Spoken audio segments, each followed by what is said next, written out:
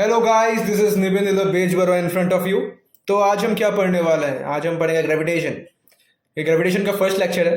हाँ, first lecture है। मैं ऐसे तो हर वीडियो को एक ही शॉट में ख़त्म करना चाहता हूँ, लेकिन इस वीडियो को मैं अगर एक ही वीडियो में ख़त्म कर दूंगा तो ये 3-4 घंटे का भी बन सकता है। और 3-4 घंटे तो आप बैठ के मेरा वीडियो देखेंगे नहीं, बोर हो जाएंगे बहुत। हाँ, बोरिंग तो हूँ ही मैं बहुत। तो इसलिए मैं सोच रहा हूँ कि 15-15 मिनट, 20-20 मिनट का एक एक वीडियो बनाऊँ। तो कुछ कुछ चंद वीडियो में ये चैप्टर खत्म हो जाएगा। चंद मतलब 5, 6, 8, 9 भी हो सकता है। I am not sure about that. तो चलिए शुरू करते हैं ताकि आपको मज़ा आए इस चैप्टर में। तो इस चैप्टर में तो बहुत सारी चीज़ें हैं। ये हमारा इंट्रोडक्टरी वीडियो है। हम कुछ इंट्रोडक्शन देखेंगे इस चैप्टर का, कुछ हिस्टोरिकल पर्सपेक्ट जानेंगे। हाँ, हिस्टोरिकल पर्सपेक्ट जानेंगे फिजिक्स के चैप्टर के बारे में, क्योंकि मेरे हिसाब से ये थोड़ा सा ज़रूरी होता है ताकि आपको इंटरेस्ट आए चैप्टर के बारे में। इस चैप्टर का हिस्ट्री, इस चैप्टर का के रिलेटेड कुछ छोटे छोटे फैक्ट्स जानना मेरे हिसाब से थोड़ा सा ज़रूरी है, ताकि आपको कुछ कुछ इंटरेस्ट आए इस चैप्टर में। तो हम कुछ अलग तरीके से पढ़ेंगे इस चैप्टर को, थोड़ा सा अलग तरीके से, नए स्टाइल से पढ़ेंगे। और आपको पता है कि मेरा सब्सक्राइबर्स बहुत कम है, बहुत ही कम, 115 114 सब्सक्राइबर्स है। तो आपको अगर किसी भी टॉपिक में वीडियो चाहिए तो आप ज़रूर कमेंट सेक्शन में लिख सकते हैं ताकि मैं उस टॉपिक में वीडियो बना लूँ। और तो इस चैप्टर को शुरू करते हैं। कुछ हिस्टोरिकल पर्सपेक्ट जानेंगे ग्रेविटेशन के बारे में। तो न्यूटन ने ग्रेविटेशन का इन्वेंशन किया, ये सबको पता है कि एप्पल उनके सर पे गिरा था ऐसे करके, और उनको उसके बाद ग्रेविटेशन के ख्याल आए, उन्होंने ग्रेविटेशन का इन्वेंशन किया। हालांकि एक कोई स्टोरी है, उन्होंने एक थ्योरी दे दिया वैसे, लेकिन उन्होंने बहुत ही बड़ा इन्वेंशन किया था ग्रेविटेशन का, जिसने बहुत सारे इन्वेंशन, फर्दर इन्वेंशन में हेल्प किया। लेकिन आपको क्या पता है कि ग्रेविटेशन के रिलेटेड और भी बहुत सारे साइंटिस्ट ने बातें कुछ न्यूटन से पहले भी बताए गए हैं। गैलीलियो गैलीली ने बताया था। गैलीलियो गैलीली ने ये बात बोला था कि अगर आप किसी भी चीज को ऊपर से छोड़ दे तो वो सेम एक्सेलरेशन से नीचे गिरता है। मान लीजिए उसका मास भी डिफरेंट हो। ये एक फोन है जिसका मास इस बॉल से कम है। अगर मैं इसको छोड़ दूं, छोड़ूंगा नहीं, टूट जाएगा, बहुत डांट पड़ेगी मुझे। तो इसको अगर मैं छोड़ दूं, एक ही स्पीड से आके नीचे गिरेगा। और मैं आपको जरूर दिखाऊंगा करके। ये कप ले लो, ये तो टूट ही जाएगा। तो कुछ अलग लेता हूँ, ये कैप पर है, कुछ वही ले लेता हूँ। तो इसका जो मास है इससे थोड़ा सा ज़्यादा है, लेकिन मैं अगर इसको छोड़ता हूँ तो एक ही एक्सेलरेशन से वो नीचे गिरता है, मतलब एक ही टाइम में आके नीचे टकराएगा। ये बात गैलीलियो गैलीली ने बताया था, बहुत साल पहले बताया था। न्यूटन से भी कुछ साल पहले बताया था, लेकिन उन्होंने कुछ ग्रेविटेशन के इन्वेंशन उन्होंने ग्रेविटेशन का इन्वेंशन नहीं किया, बस उन्होंने ये बात बताया था। लेकिन अगर आप ध्यान से सुने तो आपको ये एक्सेलरेशन ड्यू टू ग्रेविटी से रिलेटेड लग सकता है। तो ये तो बता दिया गैलीलियो गैलीली ने। आपको पता है अगर ये सन है तो इसके अराउंड ये अलग अलग प्लेनेट रिवॉल्व करता है। इसके लिए सेंट्रीपिटल फोर्स चाहिए होता है, और ये सेंट्रीपिटल फोर्स जो है वो ग्रेविटेशन फोर्स देता है। तो प्लेनेटरी मोशन में भी ग्रेविटेशन का बहुत ज़्यादा यूज होता है, ये आप सबको पता है। तो ये जो प्लेनेटरी मोशन का थ्योरी है, इसके बारे में भी बहुत सारे साइंटिस्ट ने बात किया है। फर्स्ट जो है वो टोलेमी ने बोला है, उसका स्पेलिंग थोड़ा सा अलग है, PTOLEMY। इसको टोलेमी प्रोनाउंस करते हैं। लेकिन एक बहुत ही बड़े साइंटिस्ट थे जिन्होंने 2000 साल पहले बताया था कि अर्थ बीच में होता है। मान लीजिए ये अर्थ है, उसके अराउंड सन रिवॉल्व करता है। आपको लग रहा है ये बहुत स्टूपिड सी बात बताई है, लेकिन 2000 साल पहले किसी साइंटिस्ट ने अगर प्लेनेटरी मोशन का कुछ भी आपको कंसेप्ट दिया है तो आप मान सकते हैं कि उन्होंने उस समय कुछ भी था भी नहीं आपको डिस्कवरी करने के लिए, लेकिन उन्होंने बहुत बड़ी बात बताई थी। हालांकि वो गलत थी बात। उसके बाद इसको जियोसेंट्रिक थ्योरी भी बोला जाता है, जो टोलेमी ने दिया था करीब 2000 साल पहले। और उसके बाद कॉपरनिकस ने कुछ रिसेंटली मतलब 1543 में बताया था कि जो सन है वो बीच में है, उसके अराउंड हर प्लेनेट रिवॉल्व करता है, जो आज भी हम मानते आ रहे हैं।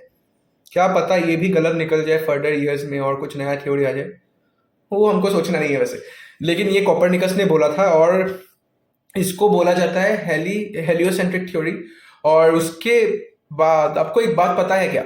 ये जो कॉपरनिकस ने बात बोली थी अराउंड 1543 में, उससे भी पहले हमारे आर्यभट्ट जो ग्रेट इंडियन मैथमेटिशियन थे, उन्होंने करीब 498 AD में बताया था इसी थ्योरी के बारे में कि सन बीच में है, उसके अराउंड हर प्लेनेट रिवॉल्व करता है। उसी कारण उनको लूनर एक्लिप्स वगैरह जो फेनोमेनन है वो नजर आता है। तो उन्होंने काफी साल पहले ये बात बता दी थी, लेकिन उन्होंने उसको कोई रिटन फॉर्म में नहीं रखा था, तो इसका कोई डिस्कवरी नहीं माना जाता है, या कोपर्निकस का डिस्कवरी माना जाता है, लेकिन रिटन फॉर्म में नहीं रखा। इसके मतलब आप नहीं बोल सकते कि उन्होंने कुछ बात नहीं बोले थे। तो हमारे इंडियन जो साइंटिस्ट थे, मैथमेटिशियन थे, वो भी बहुत ज़्यादा एडवांस्ड थे उस समय, लेकिन उन्होंने किसी भी चीज़ को डिस्क्रिप्टिव वे में लिखा नहीं। तो उसके कारण ये जो सारे क्रेडिट्स हैं वो फॉरेन साइंटिस्ट को चले जाता है। तो ये तो हो गई हिस्टोरिकल पर्सपेक्ट। अभी हम बोर्ड की ओर जाएंगे और कुछ बढ़िया चीज़ें देखेंगे, जैसे हम लॉ ऑफ ग्रेविटेशन देखेंगे और एक्सीलरेशन ड्यू टू ग्रेविटी के बारे में कुछ कुछ छोटे छोटे बातें जानेंगे जो आपने 9 में भी पढ़ा है। तो चलिए बोर्ड की तरफ चलते हैं।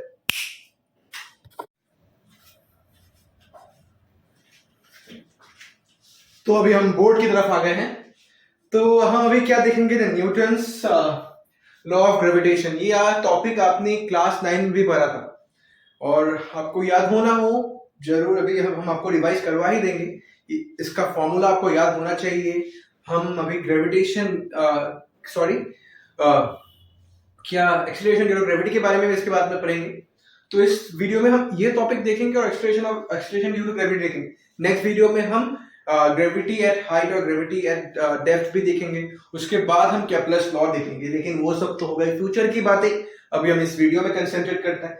तो अब तक हमने क्या पढ़ा है? अब तक हमने पढ़ा है कि न्यूटन के सर में एप्पल गिरा था, उसके बाद उन्होंने ग्रेविटेशन की डिस्कवरी कर ली थी। लेकिन मैं बोलूँ तो ये तो थ्योरी है। उन्होंने बहुत साल की मेहनत लगाई, उसके बाद उन्होंने ग्रेविटेशन की स्टडी की, उसके बाद उन्होंने इस लॉ को दिया। लेकिन इसको हम लोगों को तो कहानी पसंद है, तो कहानी के माध्यम से बता दिया गया है कि उनके सर में एप्पल गिरा, उसके बाद उन्होंने ग्रेविटेशन की डिस्कवरी की। खैर, ये बात सच हो या झूठ हमको कोई फर्क नहीं पड़ता। हमको जो बात जानना है वो मैं लिखने जा रहा हूँ बोर्ड में। तो पूरी तरह से ध्यान से आप बोर्ड की तरफ देखिए। तो मैं आपके सामने फॉर्मूला देने जा रहा हूँ। क्या है? F is equals to capital G capital M small m by R square. तो जिन्होंने क्लास 9 में ध्यान से पढ़ा नहीं था ये बात, तो उनकी मन में थोड़ा तो शंका होगा, उनका मन चकरा गया होगा। लेकिन ये तो बहुत ही बढ़िया सा सिंपल सा फॉर्मूला है जो आपको याद रखना है। हर न्यूमरेटर में यूज होगा ये। तो थोड़ा सा मैं आपको इसके बारे में बता देता हूं। तो ये हमारा अर्थ है। क्या बढ़िया सेटअप बना दिया भाई। ये हमारा अर्थ है और इसका मान लीजिए मास है कैपिटल M, और एक छोटा सा और ऑब्जेक्ट है, मान लीजिए ये है ढोलू, उसका मास है स्मॉल m। ओके, और इनके बीच का जो डिस्टेंस है, हर चीज पॉइंटेड बना रहा हूं, ये हमारा r है। डिस्टेंस को d भी लिख सकते हैं, लेकिन यहाँ पे हम r लिख रहे हैं। तो इसी के साथ ये फॉर्मूला आया है। ये हो गया रेडियस का स्क्वायर, ये हो गया जो ऑब्जेक्ट है उसका मास, ये हो गया अर्थ का मास, और ये जो है उसको हम ग्रेविटेशनल कांस्टेंट भी कहते हैं। क्या कहते हैं इसको? साइड में लिखते हैं बढ़िया से, ग्रीन पेन से लिखते हैं। ग्रीन बिल्कुल यूज नहीं किया भाई। Gravitational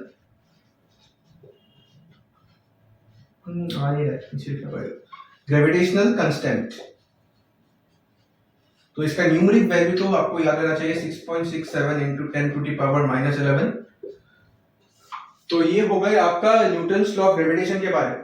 Newton's law of gravitation के को अभी आपको ऊपर से जानने के बाद आपको इसका कुछ प्रॉपर्टीज भी आपको जानना चाहिए। जो ग्रेविटेशनल फोर्स होता है वो ऑलवेज एट्रैक्टिव इन नेचर होता है, वो हमेशा अट्रैक्ट ही करता है। आप देखेंगे कि यहाँ पे अगर आपका अर्थ है, अर्थ के जो चारों तरफ है प्लेनेट रिवॉल्व करता है। ये एक ऑर्बिट है, ये एक ऑर्बिट है, ये और एक ऑर्बिट है। मान लीजिए यहाँ पे कुछ कुछ प्लैनेट्स हैं, तो यहाँ पे एक एट्रैक्टिव फोर्स लगता है, उसी के कारण वो सन की तरफ अट्रैक्ट होता है और सेंट्रीपिटल फोर्स के कारण वो घूमता रहता है। तो ये तो हो गई कि gravitational force is always attractive in nature. Okay, उसके बाद it is always central force, ये सेंटर टू सेंटर एक्ट करता है। आप देख सकते हैं, सॉरी ये मेरा मार्केट का ढक्कन गिर गया। ये देखिए यहाँ पे सेंटर ऑफ अर्थ है, यहाँ पे उस वो जो ऑब्जेक्ट है उसके सेंटर की तरफ ये force centre to centre act करता है। तो ये एक सेंट्रल फोर्स है और ये it is independent of any kind of medium. जो हमारा ग्रेविटेशनल फोर्स होता है वो कोई भी मीडियम पे डिपेंड नहीं करता।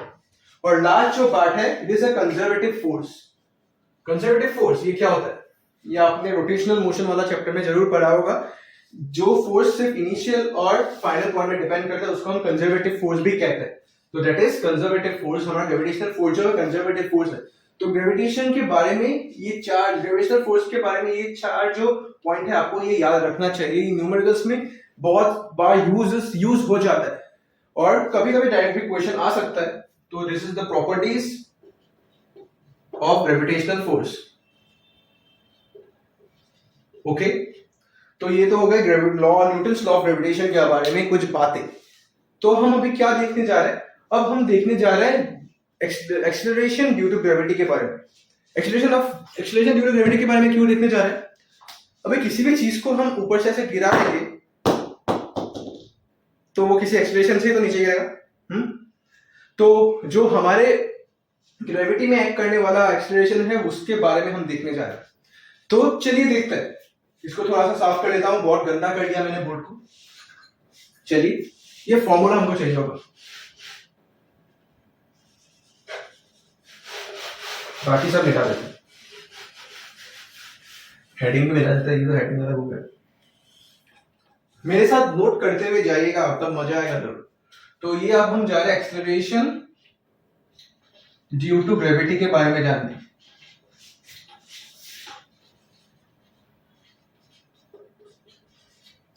ओके, तो जो हमारा एक्सेलरेशन ड्यू टू ग्रेविटी उसके कारण हम क्या कर सकते हैं? आपको पता है F is equals to force is equals to mass into acceleration।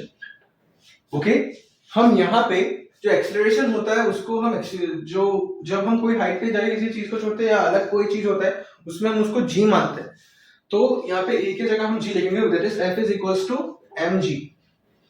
तो जो हमारा ये फॉर्मूला उसमें उसको पुट कीजिए, इसको इक्वेशन 1 लो, इसको इक्वेशन 2 लो। उस इक्वेशन 2 को 1 में अगर पुट करोगे तो f की जगह mg लिखो, उसके बाद g capital M small m by r square लिखो।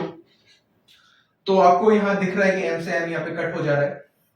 तो हमारा जो स्मॉल g का फॉर्मूला है वो बन रहा है capital G capital M by r square.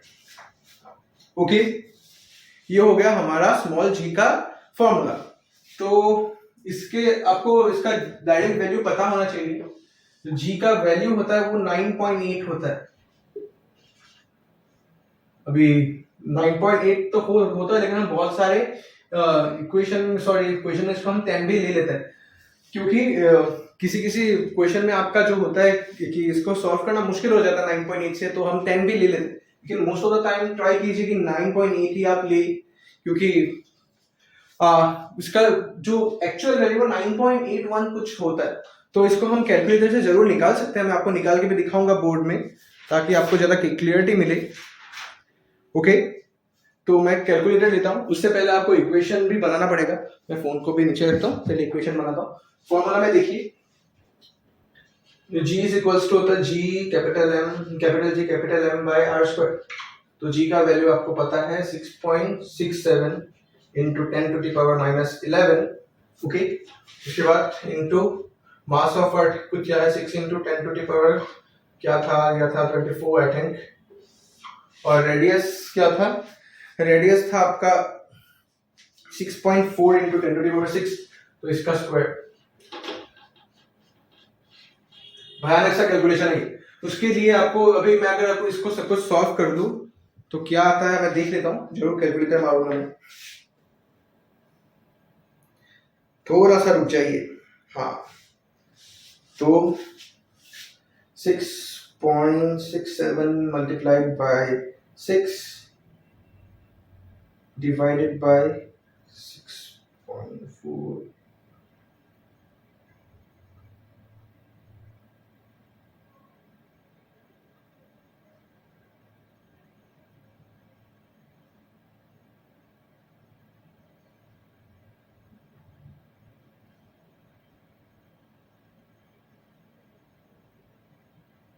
9.81 है इसका आंसर। तो ये हो गया हमारा g का वैल्यू। इस ऐसे हम निकाल सकते हैं, जरूर निकाल सकते हैं। आप इसको कैंसिल आउट करके ट्राई किया कीजिएगा, आपको आ जाएगा। अगर मैं इसको ट्राई करके भेजा थोड़ा सा टाइम लग सकता है और ये वीडियो थोड़ा सा लंबा बन सकता है, इसलिए मैंने आपको डायरेक्ट बता दिया। सॉरी, यूनिट ही नहीं लिखा। यूनिट लिखना बहुत जरूरी है। मीटर पर सेकंड स्क्वायर होता है आपका स्मॉल g का यूनिट, क्योंकि एक्सेलरेशन का यूनिट यही है। तो इसके साथ हमने इस वीडियो में क्या क्या देखा जरा सा रिवाइज करते हैं। हमने हिस्टोरिकल पर्सपेक्ट देखा, जिसको आपको याद रखना जरूरी नहीं है, मैंने बस आपको बताया था आपको कुछ कुछ बातें याद रहे, सॉरी आपको जानकारी हो किसी कुछ कुछ बातों के बारे में। तो हमने हिस्टोरिकल पर्सपेक्ट देखा, उसके बाद हमने न्यूटन्स लॉ ऑफ ग्रेविटेशन के बारे में देखा, उसके बाद हमने ग्रेविटी के बारे sorry acceleration due to gravity के बारे में देखा। और इसी के साथ इस वीडियो को हम यहाँ पे एंड करते हैं। और जो जो मैंने आपको 4 पॉइंट यहाँ पे बताया था ग्रेविटेशन फोर्स के बारे में, आपको वो याद रखना पड़ेगा। मगर कैसे रख रहा हूँ, फिर से गिरा दिया, देखिए। जो जो बातें आपको याद रखने बोला था, जरूर इसको याद रखिएगा। कभी कभी डायरेक्ट क्वेश्चन भी आता है, न्यूमेरिकल्स में बहुत यूज होता है। और जो ये फॉर्मूला है और ये फॉर्मूला है, ये दोनों आपको याद रहना ही चाहिए। बहुत बार यूज होगा अलग अलग डिराइवेशन पे चैप्टर का, या अलग अलग क्वेश्चंस में भी, अलग अलग न्यूमेरिकल्स में भी यूज होता रहता है। तो नेक्स्ट वीडियो हमारा क्या ग्रेविटी एट डेप्थ और ग्रेविटी एट हाइट के बारे में होगा, और उसके बाद हम केप्लर्स लॉ पढ़ेंगे। तो इसी के साथ इस वीडियो को हम यहाँ पे समाप्त करते हैं। आशा करते हैं आपको अच्छा लगा इस वीडियो को देख के, और आगे का वीडियो भी आप जरूर देखेंगे इस चैप्टर के। और किसी भी क्वेश्चन सॉरी किसी भी इस वीडियो से रिलेटेड किसी भी प्रॉब्लम में अगर आपको डाउट हो, किसी भी कंसेप्ट में अगर आपको डाउट हो, आप बिना किसी हिचकिचाहट के जरूर कमेंट सेक्शन में कमेंट कीजिएगा। मेरे आपके कमेंट का इंतजार करता हूं हमेशा, तो आप कमेंट कीजिएगा, मैं उसका आंसर जरूर देने का ट्राई करूंगा। तो इसी के साथ इस वीडियो को हम यहाँ पे एंड करते हैं। आपका मंगल हो, ध्यान से और बढ़िया तरीके से आप पढ़ते रहिए। Bye bye.